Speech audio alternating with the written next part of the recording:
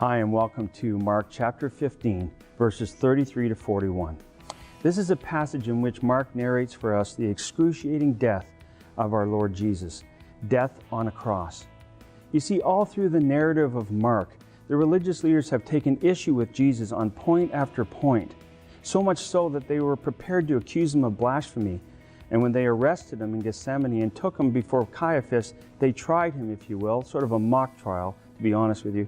But they charged him with blasphemy, then handed him over to Pilate, who in turn gave him up to be executed like a common criminal. And so we pick it up here in verse 33, where Jesus has been crucified. And Mark tells us that darkness has come over the land, the whole land, from the 6th hour to the 9th hour. That is, from noon until 3 p.m. And then in verse 34, in the words of the psalmist in Psalm 22:1, Jesus cries out, Eloi, Eloi, lama sabachthani, my God, why have you forsaken me? You see, on that cross, God poured out his wrath that was due us on Jesus.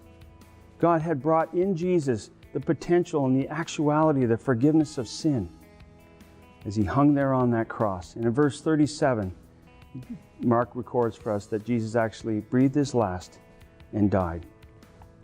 And two great realities flow from the death of Christ in this passage that Mark wants us to understand.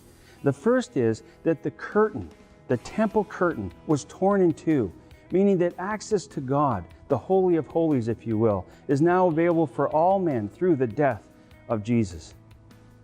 And there is a man standing there in front of Jesus who grasps this.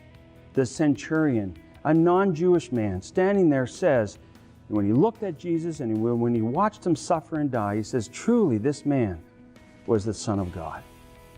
If we want to encounter Jesus, we would do well to imitate the centurion and stand there before Jesus, because it's in his death that we really grasp who he is and the love of God for us. We encounter Jesus in his death as the one who stood in our place, paying the judgment, the penalty that was against us. And God invites us to come to him in the Holy of Holies, if you will, and be restored to that relationship with him.